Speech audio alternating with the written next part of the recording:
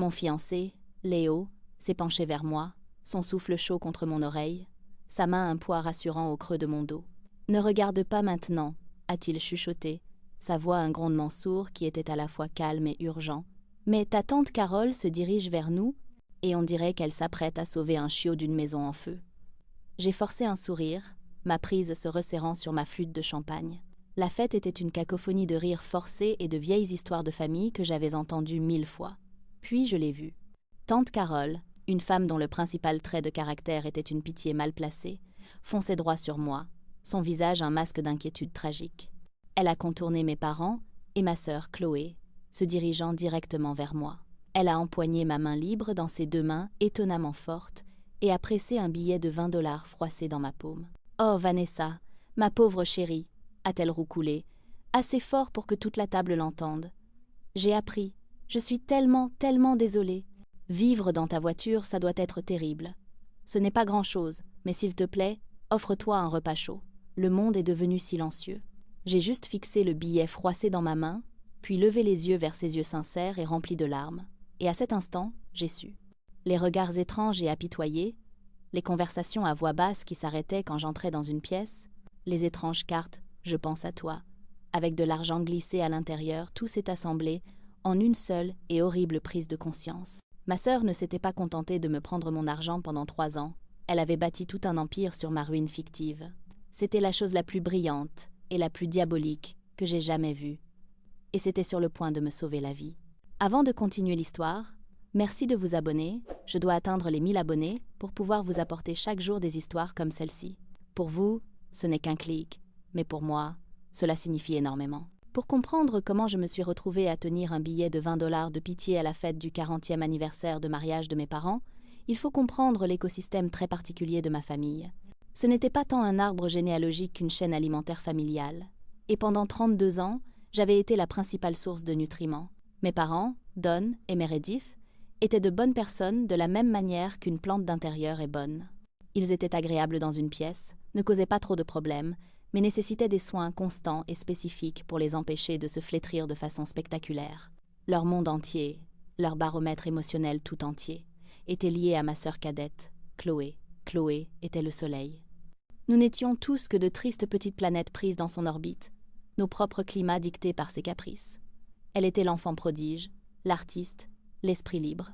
C'était là de jolis euphémismes pour dire chroniquement au chômage et émotionnellement instable. Moi, en revanche, j'étais la responsable, la stable, celle qui avait obtenu une bourse, un diplôme pratique et décroché un emploi en entreprise avec un plan épargne, retraite 405 et une assurance dentaire. Je n'étais pas le soleil, j'étais le réseau électrique, nécessaire, fonctionnel et complètement tenu pour acquis jusqu'à ce qu'un fusible saute. Toute ma vie a été une série de réparations des dégâts de Chloé, au sens propre comme au figuré. J'ai payé ses amendes de bibliothèque en retard au collège. J'ai écrit ses dissertations pour ses dossiers d'inscription à l'université au lycée. Quand elle a abandonné cette même université après un semestre parce que son professeur de poésie ne comprenait pas son génie, c'est moi qui ai conduit 6 heures pour vider sa chambre d'étudiante, pendant qu'elle pleurait sur le siège, passager à propos de la nature étouffante de l'apprentissage institutionnalisé. Mes parents se contentaient de soupirer, en se tordant les mains. « Qu'allons-nous faire d'elle ?» me demandait-il, comme si j'étais un coparent et non sa sœur. « Tu es si douée pour trouver des solutions, Vanessa. » Ce qu'il voulait dire, c'était « S'il te plaît, fais disparaître ce problème pour que nous n'ayons pas à nous en occuper. » Pendant des années, j'ai porté le titre de « la réparatrice » comme une médaille d'honneur. Cela me donnait le sentiment d'être nécessaire, importante. C'était la seule façon que je connaissais de gagner ma place dans une famille qui déversait tous ses éloges et son affection sur la roue la plus bruyante et la plus dysfonctionnelle. J'étais le conducteur désigné d'un derby de démolition et je pensais que cela faisait de moi la personne la plus importante sur place. Je ne réalisais pas que j'étais simplement celle qui permettait l'accident. L'arrangement, comme ma mère l'appelait si délicatement, a commencé il y a 3 ans, un mardi. Je me souviens de ce jour car je venais de conclure une énorme affaire au travail, un projet sur lequel j'avais sué sang et eau pendant 6 mois. J'étais sur un nuage, en train de prévoir un dîner de célébration avec Léo, mon petit ami depuis 2 ans. Mon téléphone a sonné et l'identifiant de l'appelant était « Maman », mais j'ai su, à la succession frénétique d'appels, qu'il s'agissait d'une urgence de niveau Chloé. J'ai répondu à la 3e sonnerie. « Vanessa, Dieu merci, La voix de ma mère était faible et effilochée. « C'est Chloé. Elle a été renvoyée de la boutique. Elle est complètement anéantie. » J'ai senti cette vieille sensation familière de creux dans l'estomac, celle qui accompagnait toujours un appel téléphonique centré sur Chloé. C'était le bruit sourd de ma propre vie mise en attente. Une fois de plus. Le travail à la boutique avait été l'emploi le plus long de Chloé, 7 mois entiers. J'ai posé les questions requises. Que s'est-il passé? Est-ce qu'elle va bien? Que puis-je faire? L'histoire était du Chloé tout craché. Son manager l'avait accusée d'être trop souvent en retard et de passer plus de temps sur son téléphone qu'avec les clients. La version de Chloé, telle que rapportée par ma mère, était que son manager était un drone d'entreprise sans âme, menacé par la personnalité vibrante de Chloé. « Son loyer est dû le premier, Vanessa », a dit ma mère, en arrivant au véritable objet de l'appel. « Ton père et moi sommes à sec ce mois-ci, avec les impôts fonciers à payer. Nous ne savons tout simplement pas quoi faire. La voilà, la demande tacite, suspendue dans l'air. » Je sentais déjà les mots se former sur ma langue, ceux que j'avais prononcés une douzaine de fois auparavant. Je peux aider. Mais cette fois, quelque chose semblait différent. C'était peu, être le succès de mon projet au travail, un résultat tangible de mes propres efforts acharnés. C'était peu, être Léo, qui soulignait gentiment la nature unilatérale de ma dynamique familiale depuis des mois. J'ai hésité. « Maman, ai-je commencé, en essayant de choisir mes mots avec soin. Je peux l'aider avec les courses et d'autres choses, mais je ne pense pas pouvoir couvrir tout son loyer. » Le silence à l'autre bout du fil était froid et lourd. Puis est venu le murmure doux et teinté de culpabilité. « Oh, d'accord. C'est juste que je m'inquiète pour elle. Elle est si fragile. Je ne sais pas comment elle survivra dans la rue. Mais si tu ne peux pas, tu ne peux pas. Nous sommes une famille. Nous trouverons bien une solution. » C'était une leçon de maître en manipulation, et ça a parfaitement fonctionné. L'image de ma sœur, fragile, sans abri, a été évoquée. L'insinuation subtile que mon refus était une trahison de la famille. 1 heure plus tard, j'étais au téléphone avec Chloé, obtenant les informations de paiement de son propriétaire. « Juste pour quelques mois, » lui ai-je dit, d'une voix ferme.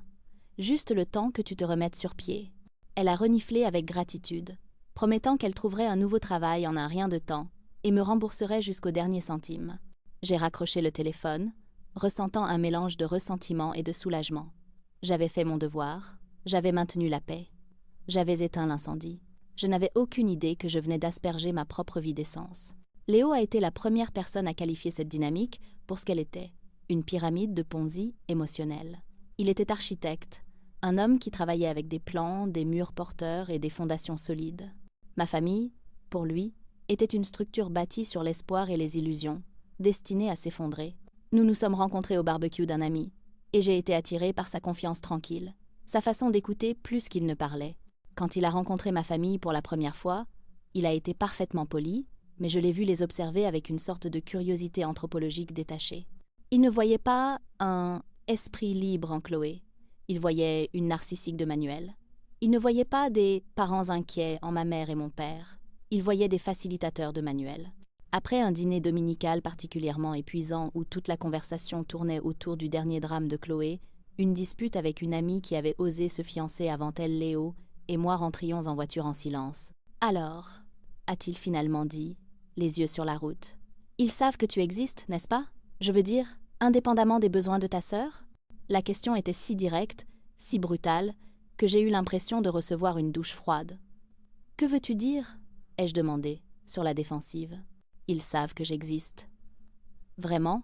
a-t-il répliqué, d'un ton doux. « Parce que je viens de passer 2 heures à table où personne ne t'a posé une seule question sur ta vie, ton travail ou ce voyage que nous prévoyons.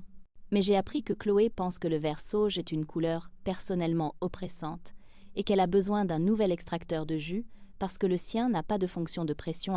Froid, l'équilibre semble.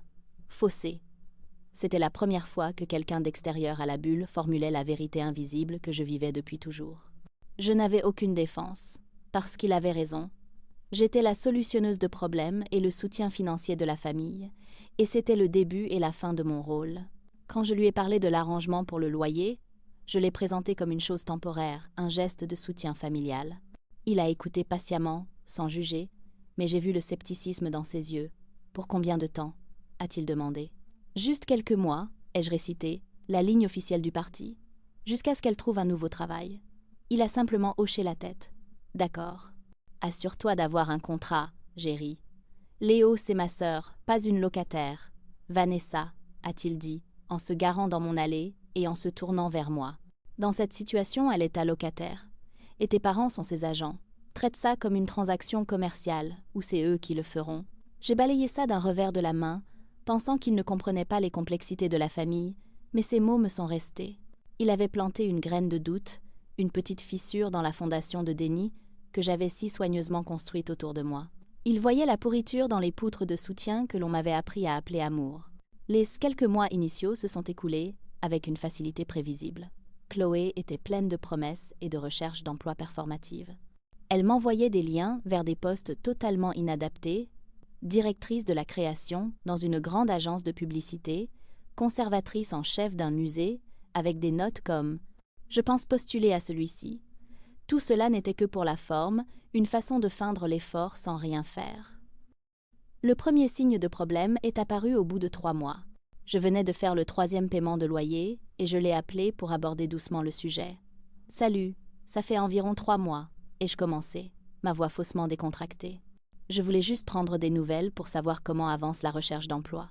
La ligne est restée silencieuse un moment, puis un reniflement. « Ness, j'essaye si fort. » a-t-elle pleurniché. Le marché est vraiment brutal en ce moment. J'ai eu un entretien la semaine dernière, et c'était horrible. Le type était un vrai porc. Ça m'a vraiment plombé, tu sais. Ma confiance est complètement brisée. C'était un coup classique de Chloé, utiliser sa fragilité comme une arme. Toute tentative de responsabilisation était transformée en une attaque contre son état émotionnel délicat. Mes parents, bien sûr, la soutenaient. Quand j'en ai parlé à ma mère, sa réponse a été rapide et sèche. « Vanessa, pour l'amour du ciel, laisse-la tranquille. Tu n'as aucune idée de la difficulté. Tu as toujours eu la vie facile. Un peu d'empathie ne te tuerait pas. » Voilà encore cette phrase. « Tu as toujours eu la vie facile. » C'était le moyen de prédilection de la famille pour rejeter mon succès. Mon travail acharné, mes longues heures, mes sacrifices, tout cela n'existait pas. Ma stabilité était un accident du destin, un coup de chance, ce qui signifiait qu'elle n'était pas vraiment à moi. C'était une ressource à partager, ou plus exactement, à siphonner. Alors j'ai lâché l'affaire. Je me suis dit qu'un mois de plus ne ferait pas de mal. Je réussissais bien au travail. Je pouvais me le permettre. J'étais juste une bonne sœur, une bonne fille. Je maintenais la paix. Mais une graine de ressentiment avait été plantée. J'ai commencé à remarquer des choses. Chloé postait des photos sur les réseaux sociaux. Un brunch avec des amis dans un café branché et cher, une nouvelle robe qu'elle avait achetée pour une fête, des billets pour un concert. Je savais qu'elle n'avait aucun revenu. Alors, d'où venait cet argent? Quand je demandais timidement, la réponse était toujours vague. « Oh, c'est Jenna qui a payé le brunch, elle se sentait mal pour moi. Ce vieux truc, je l'ai eu dans une friperie. » Chaque question recevait une explication plausible, mais d'une manière ou d'une autre, insatisfaisante. C'était comme regarder un tour de magie. Je savais que j'étais trompée, mais je n'arrivais pas à comprendre comment. Léo, lui, voyait clair. « Elle n'essaie même pas de le cacher », disait-il en faisant défiler son fil Instagram. « Elle dépense ton argent de loyer en toast à l'avocat, et tes parents la laissent faire. » Je la défendais, un réflexe né de décennies d'entraînement. « Tu n'en sais rien. » Peut être que ses amis l'aident. Ou peut être, disait Léo en me regardant avec des yeux tristes et connaisseurs, qu'elle sait que tu ne la confronteras jamais. Et il avait raison. J'étais si terrifiée par le conflit inévitable, par les accusations d'être égoïste et cruelle, que je choisissais de croire aux mensonges. C'était plus facile que d'affronter la vérité. La grenouille était dans la marmite, et l'eau commençait à tiédir. La première année s'est fondue dans la deuxième. L'arrangement temporaire était devenu la nouvelle norme, une ligne dans mon budget mensuel, simplement intitulée « Chloé ». La comédie de la recherche d'emploi avait pratiquement cessé. Chloé avait désormais pleinement embrassé son identité d'artiste incomprise. Ses journées étaient consacrées à trouver l'inspiration, ce qui semblait impliquer beaucoup de siestes, de visionnage de films étrangers et d'écriture de poèmes vagues et angoissés qu'elle publiait occasionnellement en ligne. Toute mention d'un emploi rémunéré était désormais accueillie avec une hostilité non dissimulée. « Je ne peux pas accepter n'importe quel job d'entreprise abrutissant comme toi, Vanessa, » disait-elle, la voix dégoulinante de condescendance. « Je dois protéger mon énergie créatrice. Tu ne comprendrais pas. » L'implication était claire. J'étais une vendue, un rouage dans la machine, et mon argent était le carburant crasseux qui lui permettait, à elle, l'artiste au cœur pur, de s'envoler librement. C'était une forme bizarre de supériorité morale, entièrement financée par mon salaire résolument non artistique. La pression financière commençait à me peser. Ce n'était plus seulement le loyer. C'était l'anxiété constante et de bas grade de toute cette situation.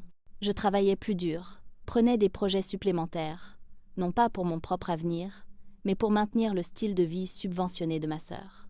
Mes propres objectifs d'épargne, mes projets avec Léo d'acheter une maison, étaient constamment repoussés. Le ressentiment n'était plus une graine, c'était une vigne épineuse qui s'enroulait autour de mon cœur. J'ai essayé, à plusieurs reprises, de fixer une date limite. Chaque tentative était un drame émotionnel magistralement orchestré. J'appelais d'abord mes parents, essayant de présenter un front uni. « Maman, papa, ça fait presque 2 ans que je paie le loyer de Chloé. Je ne peux pas faire ça éternellement. Nous devons élaborer un vrai plan. » Cela était accueilli par un barrage de culpabilité parentale. « Est-ce que tout va bien, ma chérie ?» demandait ma mère, la voix empreinte d'une fausse inquiétude. « As-tu des problèmes financiers ? Tu sais que tu peux toujours nous le dire. » C'était un pivot brillant, recadrant ma limite comme un échec personnel. Soudain, c'était moi qui avais le problème. Mon père intervenait alors avec des déclarations à consonance pratique, mais finalement vides. « Nous devons être intelligents à ce sujet. On ne peut pas lui retirer le tapis de sous les pieds comme ça. Ça pourrait la faire sombrer. » L'acte final était toujours Chloé elle-même.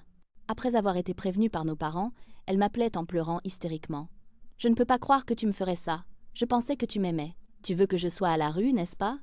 Tu as toujours été jalouse de moi ?» L'accusation était si absurde qu'elle en était presque à couper le souffle. Jalouse? J'étais jalouse de son incapacité à garder un travail, de sa dépendance totale envers les autres. C'était une projection de premier ordre. Mais face à ces larmes et à la désapprobation silencieuse de nos parents, je finissais toujours, à la longue, par céder. « D'accord, soupirai-je, épuisée et vaincue. Encore quelques mois.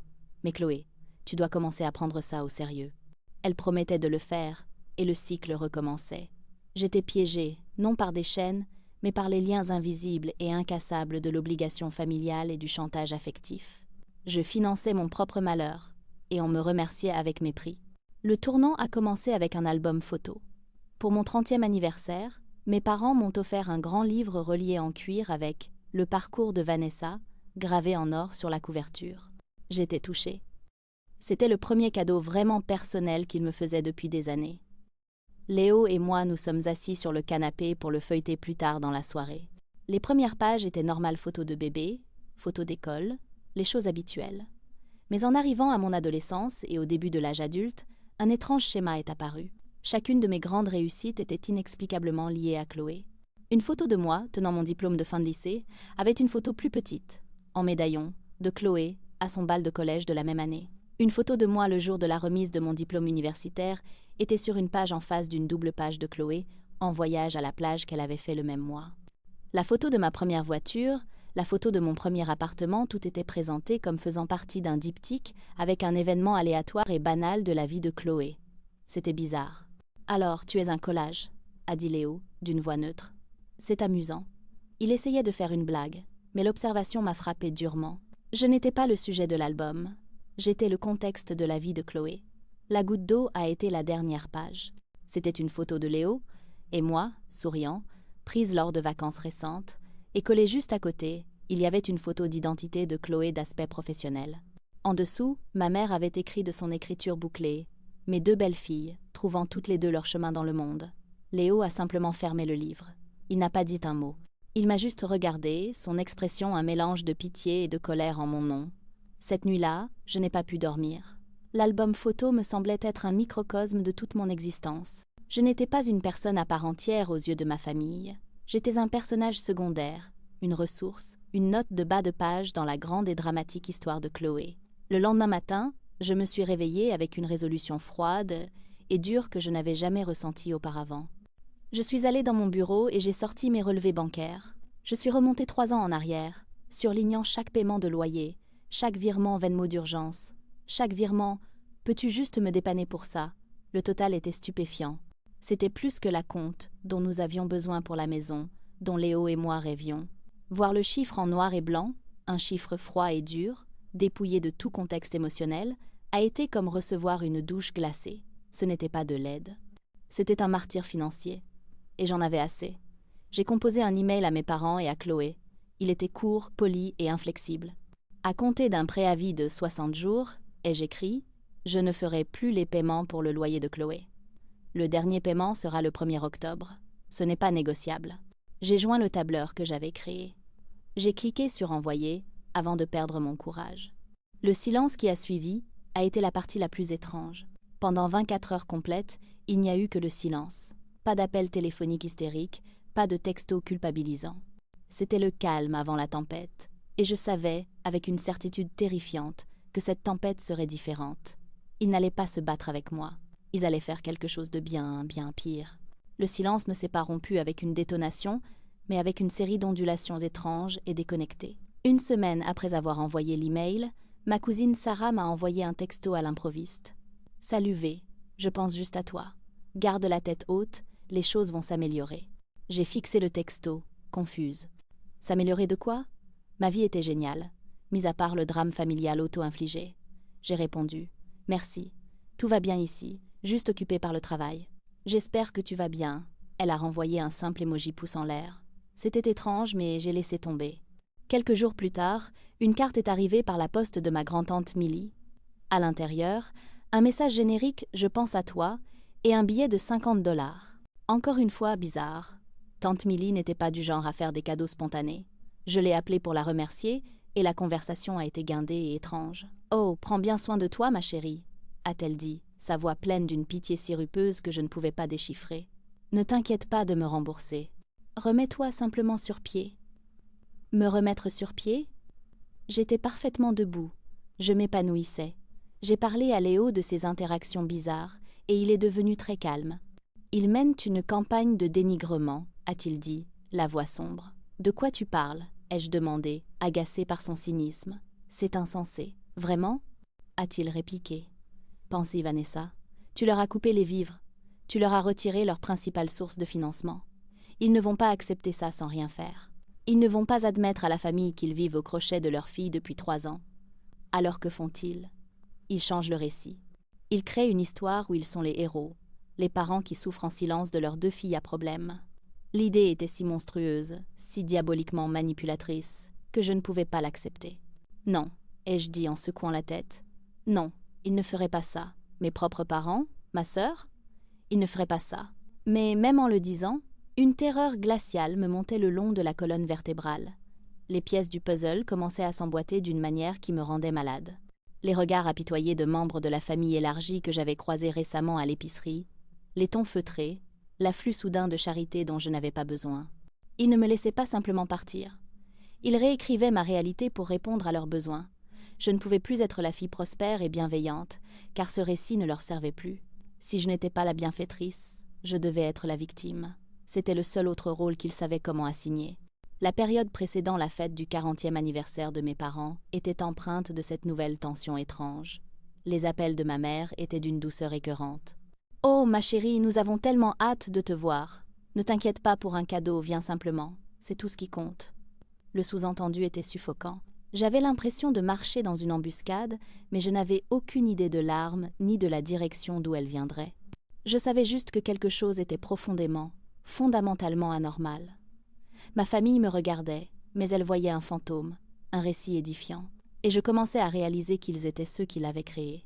La soirée de la fête d'anniversaire ressemblait à une pièce de théâtre surréaliste où j'étais la seule à ne pas avoir lu le scénario. La main de Léo était une présence permanente et rassurante sur le bas de mon dos, alors que nous nous frayions un chemin à travers la foule de parents dans la salle de bal louée du country club. L'air était épais de l'odeur des lits et de la poitrine de bœuf, et un quatuor à cordes s'escrimait vaillamment sur un pot-pourri de chansons pop. Chaque interaction était dissonante. Mon oncle Robert m'a tapé sur l'épaule un peu trop fort en disant « Accroche-toi, ma grande. Les temps difficiles ne durent pas, mais les gens solides, oui. » Ma cousine Jessica m'a serré dans ses bras 1 seconde de trop, en chuchotant « Je suis tellement désolée pour ce que tu traverses. » Je me contentais de sourire et de hocher la tête, ma confusion grandissant à chaque encouragement énigmatique. De quoi étaient-ils tous désolés? De mon excellente évaluation de performance au travail? Des vacances incroyables que Léo et moi venions de réserver? Cela n'avait aucun sens. J'ai trouvé mes parents tenant leur cours près de la table du gâteau. Ma mère s'est précipitée, m'enveloppant dans un nuage de son parfum coûteux. « Vanessa, tu as pu venir !» On était si inquiets. Elle m'a serré le bras, ses yeux scrutant ma tenue, une nouvelle robe que j'avais achetée spécialement pour l'occasion, avec un regard moins admiratif que évaluateur. Comme si elle était surprise que je possède des vêtements sans trous. Ma sœur, Chloé, s'est approchée en planant, un sourire suffisant et béat sur le visage. Elle portait une robe dont je savais pertinemment qu'elle coûtait plus cher que ma mensualité de voiture. « Nessie » a-t-elle roucoulé, utilisant un surnom d'enfance qu'elle savait que je détestais. « Tu as l'air. Bien. Compte tenu des circonstances. » Compte tenu de quoi? La question était un cri dans ma tête, mais je me suis contentée de lui sourire en retour, un rictus d'obligation sociale. Toute la scène semblait mise en scène. Ma famille me traitait avec le genre de soin doux et condescendant que l'on réserve aux personnes récemment endeuillées ou aux malades en phase terminale. Ils jouaient une performance pour le bénéfice des parents assemblés, et j'en étais la star involontaire. Le pire, c'est que je ne pouvais pas les confronter sans avoir l'air déséquilibré. « Que veux-tu dire par compte tenu des circonstances? Pourquoi êtes-vous inquiet pour moi ?» Les questions ne feraient que me faire paraître paranoïaque, hypersensible. Ils avaient créé un récit si complet, si insidieux, que toute tentative de le remettre en question ne servirait que de preuve supplémentaire de ma prétendue instabilité. J'étais dans une prison qu'ils avaient fabriquée, et les barreaux étaient forgés dans la pitié des autres. J'ai senti les doigts de Léo se resserrer sur mon dos. « Allons prendre un verre », a-t-il murmuré, me dirigeant vers le bar. « Et reste près de moi. Je pense que le numéro principal est sur le point de commencer. » Il avait raison. C'est à ce moment-là que j'ai vu tante Carole, le visage assombri par la sympathie, traverser la pièce d'un pas déterminé, la main déjà dans son sac à main.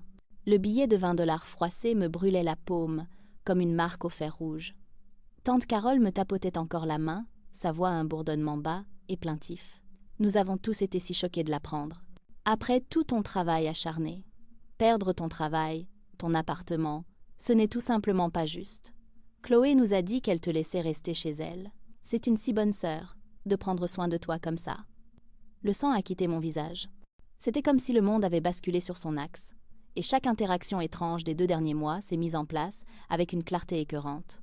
Ce n'était pas seulement une campagne de dénigrement, c'était un récit entièrement fabriqué, un chef-d'œuvre de tromperie. Les 50 $ de tante Milly, le « accroche-toi » de l'oncle Robert. Ils pensaient tous que j'étais sans le sou, et Chloé. Chloé était l'héroïne, la sainte, la sœur généreuse qui avait recueilli sa pitoyable sœur sans abri. L'ironie était si puissante qu'elle en était acide. Je payais pour l'appartement même où elle était censée m'héberger charitablement. Mon argent finançait sa sainteté. Léo a vu l'expression sur mon visage et a agi instantanément. Il a posé une main ferme et polie sur l'épaule de tante Carole. « Carole, merci beaucoup pour votre sollicitude. » Vanessa se sent juste un peu dépassée. « Nous allons juste prendre l'air. » Il m'a éloigné de la table, loin de la mer de visages apitoyés, et nous a conduits sur la terrasse déserte du country club. L'air frais de la nuit a été un choc pour mon système. Je me suis appuyée contre la balustrade en pierre, les jointures blanches, et j'ai simplement respiré. « Ils sont incroyables !» ai-je murmuré, les mots à peine audibles. « C'est pire que ça !» a dit Léo, sa voix un grondement bas et en colère. « C'est de la fraude, Vanessa. Ils ne se contentent pas de mentir à la famille. Ils sollicitent probablement de l'argent sur la base de ce mensonge. Cette carte de ta tante Milly ? Les 20 $ de Carole ? Combien d'autres y en a-t-il eu ? Ils monétisent ta fausse chute. » Il avait raison. Une nausée a commencé à monter dans mon ventre. L'inquiétude mielleuse de mes parents, la pitié suffisante de Chloé, tout cela n'était qu'une comédie. C'étaient des escrocs, et leur propre fille était leur cible. Pendant un instant, tout ce que j'ai ressenti, c'est un profond et insondable sentiment de trahison. Les personnes qui étaient censées m'aimer, me protéger, m'avaient sacrifié sur l'autel de leur propre commodité et de leur cupidité. Elles m'avaient dépouillé de mon succès, de ma dignité et de ma réalité. Tout cela pour ne pas avoir à faire face aux conséquences de leur propre dysfonctionnement. J'ai regardé Léo, son visage gravé d'une fureur qu'il ressentait entièrement pour moi. C'est dans ses yeux que j'ai trouvé ma propre colère. La douleur a commencé à s'estomper, remplacée par une rage froide et vive. « Oh, ils n'ont aucune idée !» ai-je dit, ma voix n'étant plus un murmure. Elle était stable, et dure comme de l'acier. Ils n'ont aucune idée de ce qu'ils viennent de faire. Je me suis redressée et me suis retournée vers les portes de la salle de bal. Le quatuor à cordes jouait quelque chose d'entraînant.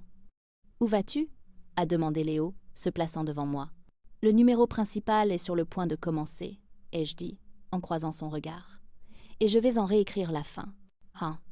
Je suis retournée à la fête avec une détermination qui me semblait étrangère et exaltante. Le brouillard de la confusion s'était dissipé, laissant derrière lui un paysage d'une clarté crue et cristalline. Je n'étais plus une victime. J'étais une procureure et le tribunal était la fête d'anniversaire de mes parents. Léo était juste à côté de moi, une présence silencieuse et solide. J'ai contourné ma table et me suis dirigée directement vers l'endroit où ma cousine Sarah parlait avec son mari. Sarah avait toujours été la plus sensée de mes parents, moins encline aux drames caractéristiques de la famille. Je lui faisais confiance. « Sarah, je peux te parler une seconde ?» ai-je demandé, d'une voix égale. Elle a levé les yeux, son expression s'adoucissant immédiatement pour prendre ce regard de pitié désormais familier. « Bien sûr, V, n'importe quoi. » Je l'ai conduite dans un coin tranquille près du vestiaire. « J'ai besoin que tu me dises ce que mes parents et Chloé t'ont raconté sur ma situation de logement, » ai-je dit, sans préambule. « Juste les faits. Ne t'inquiète pas de me blesser. » Sarah semblait mal à l'aise, jetant un regard en arrière vers la fête. « V, je ne sais pas si c'est le moment ou l'endroit. » « C'est le moment et l'endroit parfait, » ai-je insisté, mon regard inébranlable. « S'il te plaît. » Elle a soupiré, un souffle de résignation. « D'accord, » a-t-elle dit, en baissant la voix. « Meredith et Don nous l'ont dit il y a quelques mois.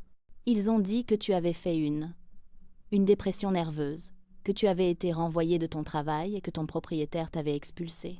Chloé a dit que tu étais arrivé à sa porte avec juste une valise, que tu avais dormi dans ta voiture pendant quelques jours. Elle a été si courageuse de t'accueillir comme ça. Ton père a créé un petit fonds pour t'aider, tu sais. Juste quelques membres de la famille proche qui cotisent pour aider Chloé avec les dépenses supplémentaires que représente ta présence. » Ma tête tournait. Un fonds. Ils avaient créé un fonds. Ils collectaient activement de l'argent auprès de ma famille sur la base d'un mensonge si grotesque, si complètement inversé par rapport à la vérité, que c'en était à couper le souffle. L'audace pure et simple. Un rire hystérique a bouillonné dans ma gorge, mais je l'ai ravalé. Les dépenses supplémentaires, ai-je répété, la voix creuse. Bien sûr. J'ai sorti mon téléphone. Mes mains tremblaient, mais mes doigts étaient stables. J'ai ouvert mon application bancaire, mon cœur battant un rythme furieux contre mes côtes.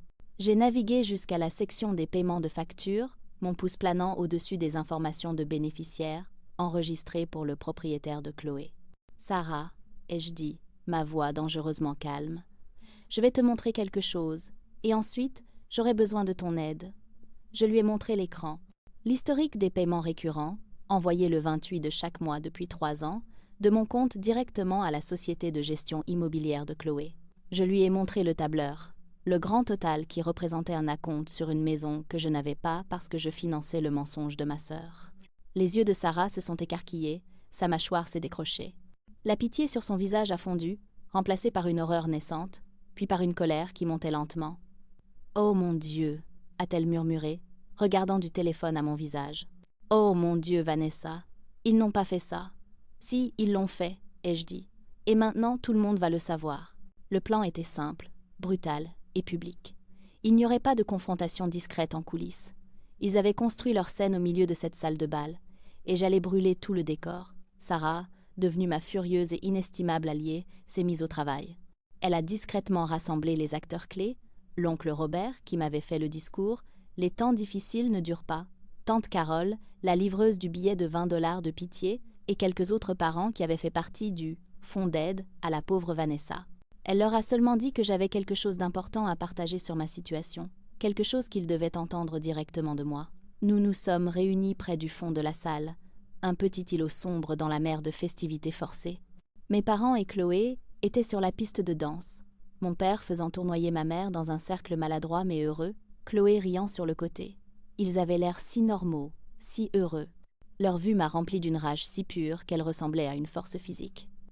Léo se tenait à mes côtés, sa présence un bouclier silencieux. Le petit groupe de parents me regardait avec divers degrés de curiosité et d'inquiétude. Tante Carole serrait son sac à main contre sa poitrine comme si elle était prête à faire un autre don. « De quoi s'agit-il, Vanessa ?» a demandé l'oncle Robert, sa voix bourrue mais pas méchante. J'ai pris une profonde inspiration. « D'abord, ai-je dit, ma voix claire et stable, je veux vous remercier tous pour votre sollicitude au cours des derniers mois. Les cartes, les appels, les cadeaux. J'ai brandi le billet de 20 $ froissé de tante Carole. J'ai appris que l'on vous avait dit que j'avais perdu mon travail, mon appartement, et que j'étais sans abri. » Un murmure de confirmation a parcouru le petit groupe. Ils ont hoché la tête, leur visage triste. « Je veux que vous sachiez tous que ce n'est pas vrai. » ai-je continué. « Je n'ai pas perdu mon travail. En fait, j'ai récemment été promue. Je n'ai pas perdu mon appartement. Léo et moi sommes en fait en train d'obtenir une approbation pour un prêt immobilier. Je ne suis pas, et n'ai jamais été, sans abri. La confusion sur leur visage était palpable. Ils se sont regardés, puis m'ont regardé à nouveau. Mais Meredith et Chloé ont dit, a commencé tante Carole, sa voix s'éteignant. Je sais ce qu'elles ont dit, ai-je coupé, ma voix se durcissant. Elles vous ont aussi dit que Chloé me laissait généreusement rester chez elle. Est-ce exact? Ils ont tous hoché la tête à nouveau. Et elles vous ont dit qu'elles avaient créé un fonds pour aider Chloé avec les dépenses supplémentaires liées à l'hébergement de sa sœur démunie? Cette fois, les hochements de tête étaient plus hésitants. Ils commençaient à sentir que quelque chose n'allait pas du tout. Eh bien, ai-je dit en déverrouillant mon téléphone, j'aimerais vous montrer à tous qui a payé exactement pour cet appartement pendant les 36 derniers mois consécutifs. J'ai passé mon téléphone à l'oncle Robert. L'écran affichait l'historique des transactions, une longue et accablante liste de paiements de ma part à une société de gestion immobilière. La vérité était indéniable, écrite dans le langage froid et dur d'un relevé bancaire. La performance était terminée. La véritable histoire était sur le point de commencer. Oncle Robert fixait l'écran du téléphone, le front plissé de concentration. Il a fait défiler vers le haut, puis vers le bas, son pouce se déplaçant lentement sur la liste des transactions. Le silence était tiré, épais de tension. Rupeuse d'une chanson de Céline Dion, une bande-son horriblement ironique pour le drame qui se déroulait dans le coin de la pièce. Finalement, il a levé les yeux, son regard croisant le mien. La rudesse avait disparu, remplacée par un air de fureur profonde et naissante. « C'est son loyer », a-t-il dit, sa voix un grondement sourd. « Tu as payé son loyer. » Pendant 3 ans, ai-je confirmé, ma voix résonnant avec une finalité qui ressemblait à un coup de marteau. Il a passé le téléphone à tante Carole, qui a louché dessus, son visage pâlissant à mesure qu'elle comprenait ce qu'elle voyait. Elle a regardé le billet de 20 $ toujours serré dans mon autre main, comme s'il s'agissait d'un serpent venimeux.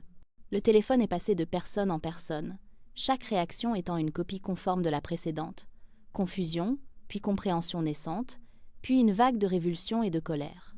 Le fond, a marmonné le mari de Sarah, secouant la tête avec incrédulité, dont a collecté plus de 2000 $. Le chiffre m'a frappé comme un coup physique. 2000 $. Ils avaient escroqué leur propre famille de 2000 $, en utilisant ma misère fictive comme appât. C'était bien pire que ce que j'avais imaginé. La mesquinerie, l'avidité, la cruauté pure et à couper le souffle. Juste à ce moment-là, la chanson s'est terminée et la piste de danse s'est vidée. Ma mère, rouge et riant, a aperçu notre groupe sombre. Son sourire a vacillé. Elle a vu l'orage se former sur les visages de son frère et de sa sœur. Elle a su. Elle a commencé à marcher vers nous, un air d'interrogation nerveuse sur le visage. Chloé la suivait, un sourire suffisant toujours collé aux lèvres, complètement inconsciente. C'était le moment. L'heure des comptes. « Que se passe-t-il par ici ?» a demandé ma mère, sa voix un peu trop enjouée. « Vous avez tous l'air si sérieux. » Oncle Robert, un homme que je n'avais connu que comme jovial et peu enclin au conflit, a fait un pas en avant. Il a brandi mon téléphone, l'écran brillant encore des preuves de mes paiements. « Meredith, tu as des explications à donner » a-t-il dit, sa voix dangereusement calme. « Toi, Don et Chloé, vous allez expliquer ça, tout de suite. » Le sourire de Chloé a finalement disparu, remplacé par un éclair de panique. Elle a regardé le visage de l'oncle Robert, puis celui de ma mère, et enfin le mien. Dans mes yeux, elle n'a pas trouvé la sœur familière et vaincue à laquelle elle était habituée. Elle a trouvé une étrangère, quelqu'un de froid et résolu.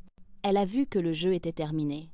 Le gaslighting, les mensonges, les années de manipulation, tout était sur le point de s'effondrer sur eux au milieu de leur propre fête. Et c'est moi qui tenais le détonateur. Le visage de ma mère a traversé une série rapide de micro-expressions. Confusion, déni, panique, et enfin, une tentative désespérée de contrôle.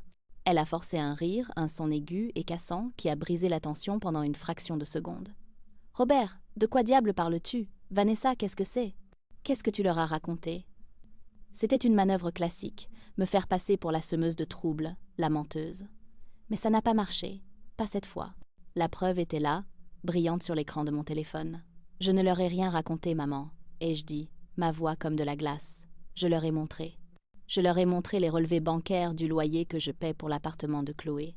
Depuis 3 ans, Chloé a laissé échapper un hoquet, un son théâtral de pure indignation. « Ce n'est pas vrai ?» Elle ment, a-t-elle crié, sa voix montant à un ton hystérique familier. Elle est juste jalouse. Elle a toujours été jalouse de moi et de ma relation avec maman et papa. Tante Carole, qui était restée silencieuse jusqu'à présent, le visage un masque d'horreur, a finalement parlé. « Alors à quoi servaient les 20 $, Chloé ?» a-t-elle demandé, la voix tremblante de rage. « À quoi servait le fonds d'aide à la pauvre Vanessa, dont m'a pris 100 $ à moi et à Georges le mois dernier? Il a dit que c'était pour tes courses parce que tu avais une bouche de plus à nourrir. » L'accusation est restée suspendue dans l'air, écœurante et spécifique. Mon père, qui s'approchait pour voir ce qu'était cette agitation, s'est figé sur place. Il a vu les visages de ses frères et sœurs, la preuve entre leurs mains, et il a su qu'il était pris au piège. Il ressemblait à un animal acculé. Le visage de Chloé s'est décomposé. Sa défense habituelle, la crise d'hystérie, ne fonctionnait pas. Le public n'était plus sympathique. On était désespéré. A-t-elle finalement gémi, des larmes coulant sur son visage. Mais ce n'étaient pas les larmes fragiles et manipulatrices auxquelles j'étais habituée. C'étaient les larmes chaudes et paniquées de quelqu'un qui avait été pris la main dans le sac. On ne savait pas quoi faire d'autre. Vanessa était si froide à propos de tout. Elle allait me couper les vivres.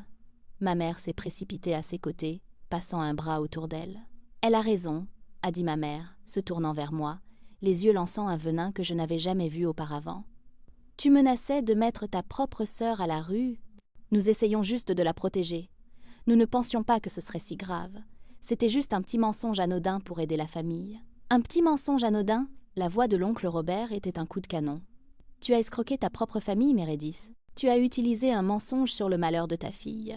Un mensonge que tu as inventé, pour nous prendre de l'argent. Pendant que Vanessa payait la facture pour tout, ce n'est pas un mensonge anodin.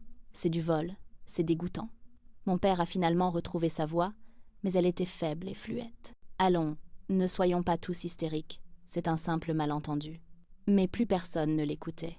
La vérité était sortie, laide et indéniable, se débattant au milieu de la salle de bal. Les fondations de leur monde s'étaient fissurées, et les mensonges se déversaient comme des eaux d'égout. Je suis restée là, à regarder tout brûler. Je ne ressentais pas de triomphe, pas encore.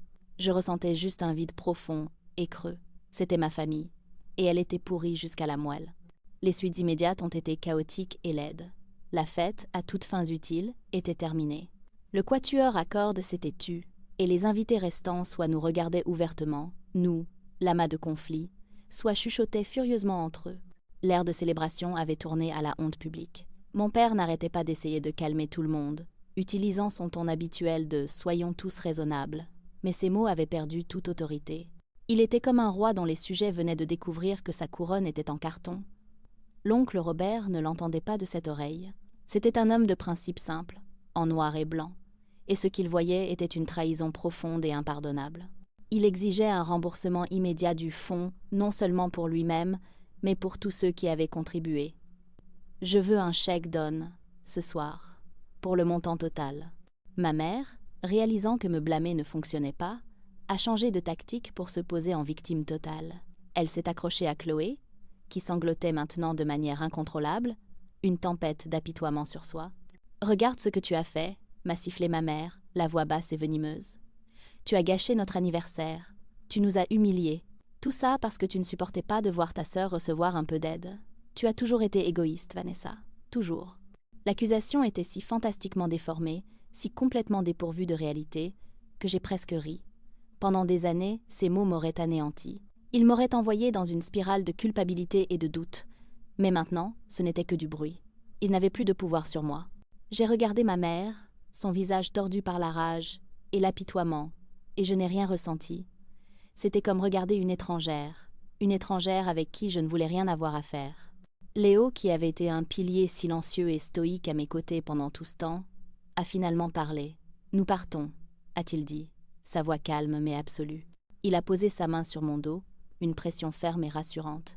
Il n'a pas regardé mes parents ou Chloé.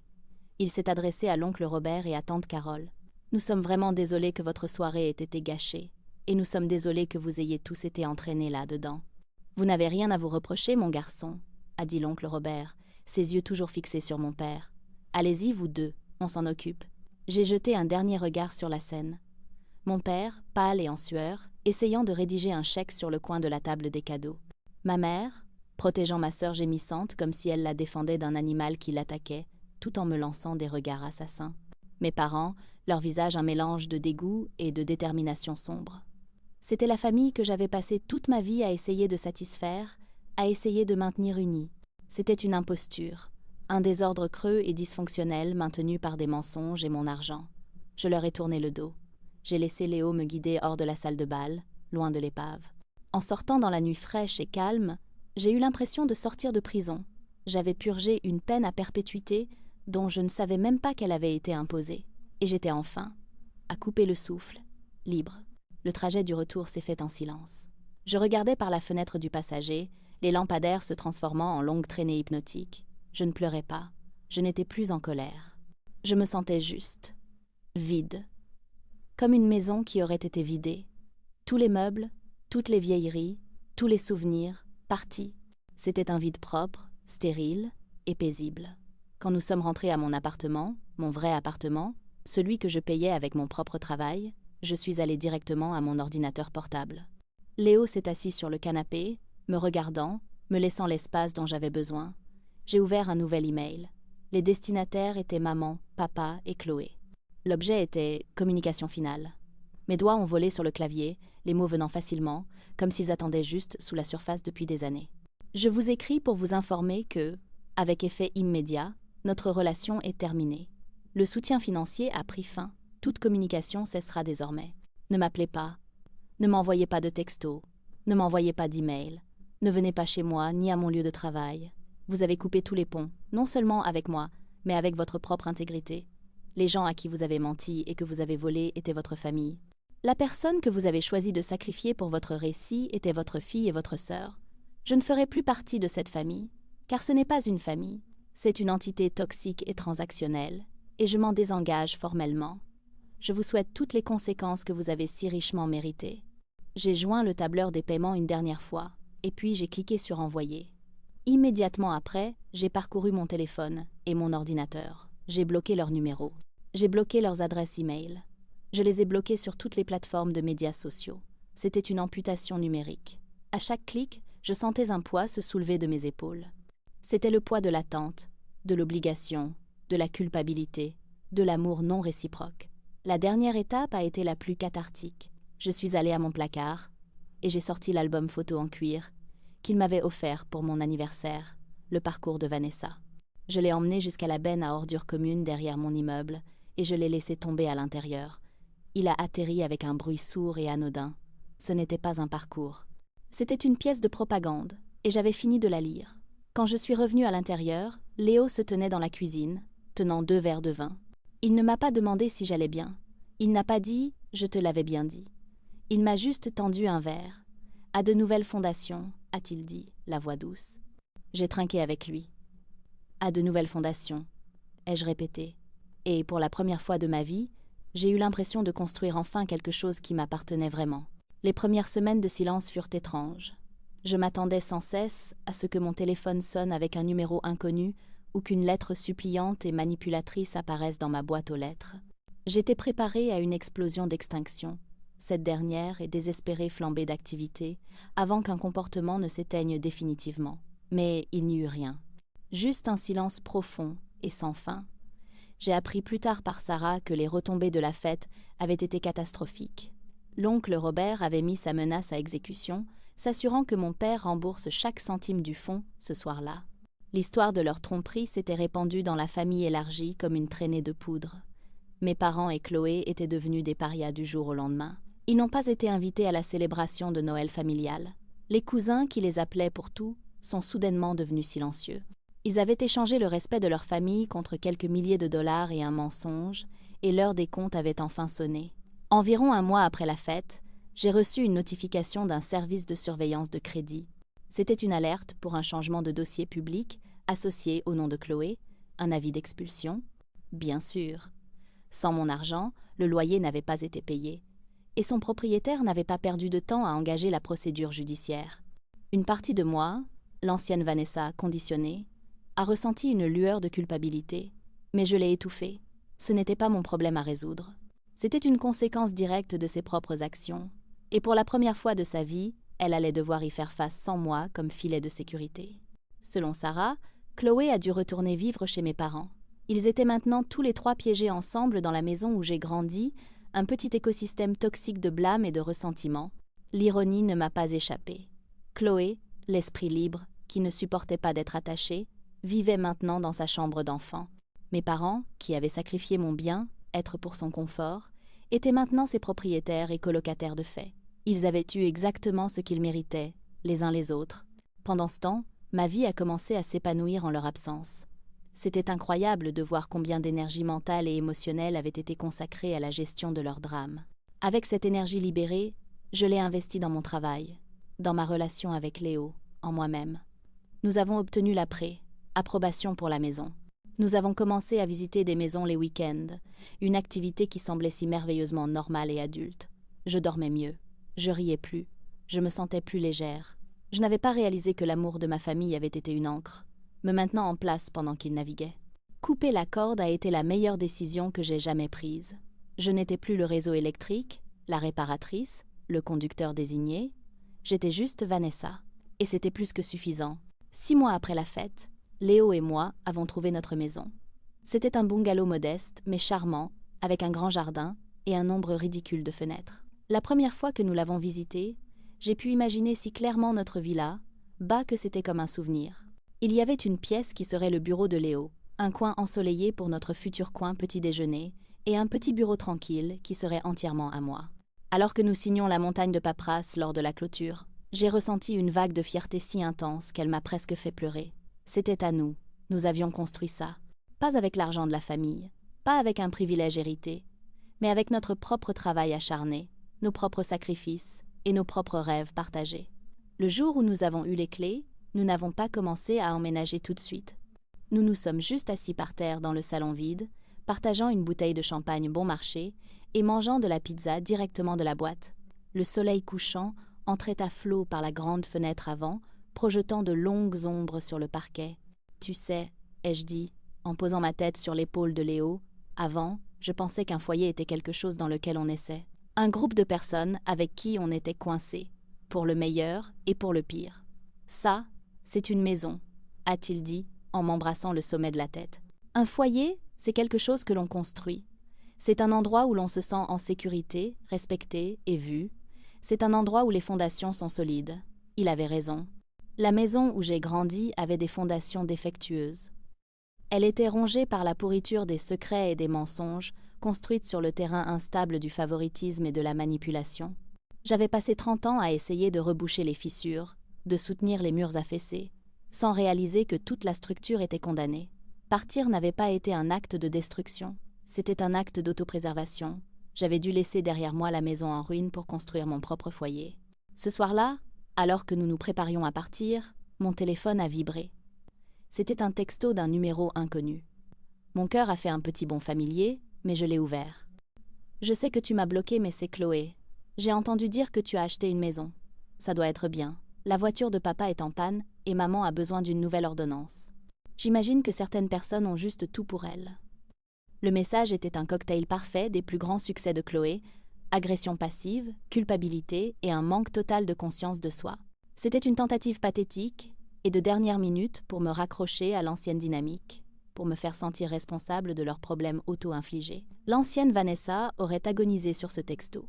Elle aurait ressenti une pointe de culpabilité, un sentiment de devoir.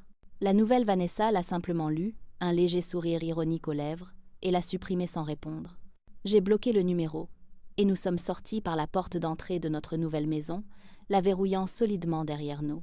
Une année a passé, une année de paix merveilleuse et ininterrompue. Léo et moi nous sommes installés dans notre nouvelle maison, peignant les murs, plantant un jardin et remplissant l'espace de nos propres rires et routines. Le silence de ma famille d'origine était absolu. J'étais devenu un fantôme pour eux, et eux, à leur tour, s'étaient estompés de ma vie comme un mauvais rêve. La dernière et inattendue pièce de justification est venue sous la forme d'une invitation de mariage. Elle venait de ma cousine Sarah. Elle se mariait à l'automne, et, bien sûr, Léo et moi étions invités. Un petit nœud d'anxiété s'est serré dans mon estomac. Je savais que mes parents et Chloé ne seraient probablement pas sur la liste des invités, mais l'idée de naviguer dans un grand événement familial, même avec des visages amicaux, était encore intimidante. J'ai envoyé un texto à Sarah pour confirmer ma présence. « Tellement excitée pour toi. Nous serons là », ai-je écrit. Sa réponse est revenue instantanément. J'ai hâte de célébrer avec vous.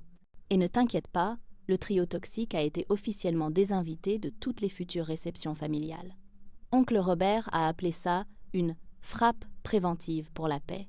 J'ai éclaté de rire. La famille, s'est-il avéré, avait des limites après tout. Ils avaient juste besoin d'une raison suffisamment flagrante pour les faire respecter. Le mariage était magnifique.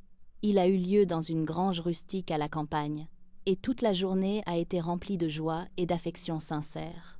C'était l'antifête d'anniversaire. En regardant Sarah et son nouveau mari faire leur première danse, entourés de gens qui les aimaient et les soutenaient vraiment, j'ai ressenti un sentiment de profonde clarté. C'est à cela que la famille était censée ressembler. Ce n'était pas une dette à payer ou un fardeau à porter. C'était une source de force, un réseau de soutien, une célébration partagée des jalons de la vie. Tout au long de la soirée, divers oncles, tantes et cousins sont venus me voir. Mais cette fois, il n'y avait pas de pitié dans leurs yeux. Il y avait du respect. Oncle Robert m'a serré dans ses bras et m'a dit qu'il était fier de moi. Tante Carole, son visage dépourvu d'inquiétude tragique, m'a dit que j'avais l'air heureuse et que ma nouvelle maison était magnifique sur les photos que Sarah lui avait montrées. Ils n'ont pas mentionné mes parents ou Chloé. Ils n'en avaient pas besoin. La famille avait collectivement tourné la page. Nous avions excisé la pourriture, et le reste de la structure en était plus solide. Plus tard dans la soirée, Léo et moi étions dehors sous les étoiles, loin de la musique et de la danse. Tu sais, ai-je dit, pendant très longtemps, j'ai pensé que la famille était ma caractéristique déterminante, la bonne fille, la sœur responsable. Je pensais que si je les perdais, je ne saurais plus qui j'étais. Et maintenant ? A-t-il demandé en me prenant la main. J'ai regardé la lueur chaude de la fête, les silhouettes des gens qui riaient et dansaient. J'ai pensé à notre petite maison, à nos matins tranquilles, à notre avenir commun. Maintenant, je sais, ai-je dit, un lent sourire se dessinant sur mon visage. Je suis l'architecte, et je ne fais que commencer. La vie a continué d'avancer, heureusement libérée du drame qu'il avait autrefois défini.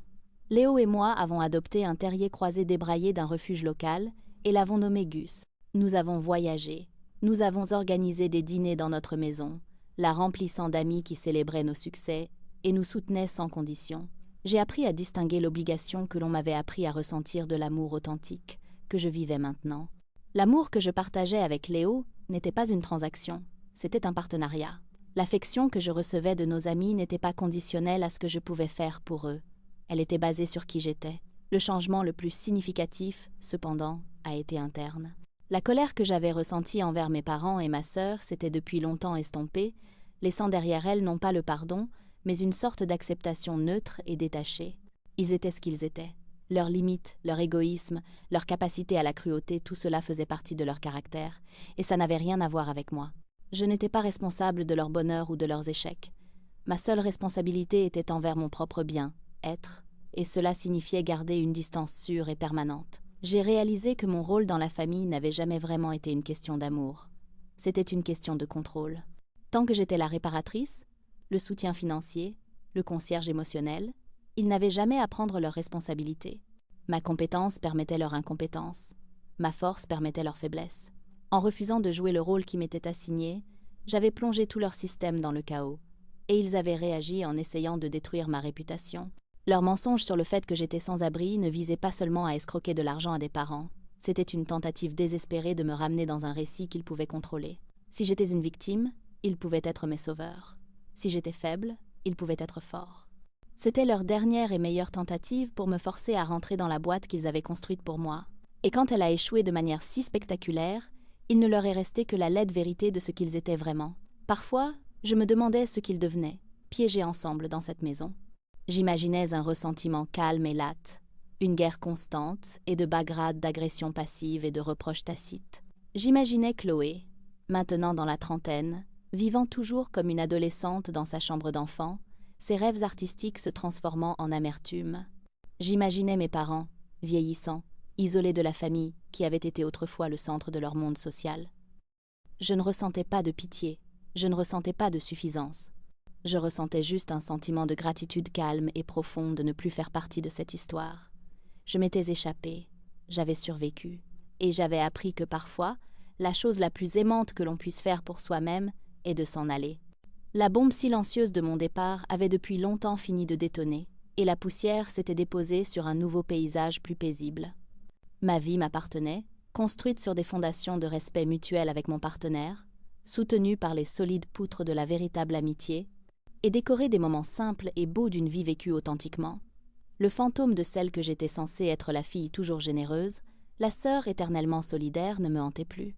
Je l'avais exorcisé, non pas avec de la colère, mais avec l'acte silencieux et implacable de me choisir, jour après jour. En me démêlant de ma famille d'origine, j'ai découvert une force que je ne soupçonnais pas. Ce n'était pas la force de porter un fardeau immense, ce que j'avais toujours cru être la force. C'était la force de déposer ce fardeau. C'était la force de tracer une ligne dans le sable et de la défendre. C'était la force de réaliser que « non » est une phrase complète et que je ne devais d'explication à personne pour protéger ma propre paix. Mon ancienne vie me semblait être une histoire que j'avais lue sur quelqu'un d'autre, un récit édifiant sur la façon dont l'amour peut être transformé en arme et comment le devoir familial peut devenir une cage. La femme de cette histoire était constamment épuisée, pleine de ressentiment, et vivait une demi-vie, éteignant sans cesse sa propre lumière pour ne pas éclipser l'étoile désignée de la famille. Je suis tellement heureuse de ne plus être elle. L'ironie ultime est que, dans leur tentative de me marquer comme une ratée sans abri, ma famille m'a offert le plus grand cadeau que je pouvais recevoir, une justification claire, indéniable et publique pour partir. Ils m'ont tendu la clé de ma propre liberté. Ils voulaient écrire mon histoire comme une tragédie, mais au lieu de cela, ils ont été les auteurs de ma libération. Mon seul regret est d'avoir mis si longtemps à voir les barreaux de la cage qu'ils avaient construite autour de moi. Mais une fois qu'on les voit, on ne peut plus jamais ne pas les voir. Et une fois qu'on est libre, on ne revient jamais, jamais en arrière. Alors maintenant, je me tourne vers vous. J'ai choisi de rompre complètement les liens, d'amputer une partie de ma vie qui était malade pour sauver le reste. Je suis partie et je n'ai jamais regardé en arrière. Alors, suis-je allée trop loin en abandonnant ma famille, ou ne suis-je pas allée assez loin, assez tôt? Dites-moi ce que vous en pensez.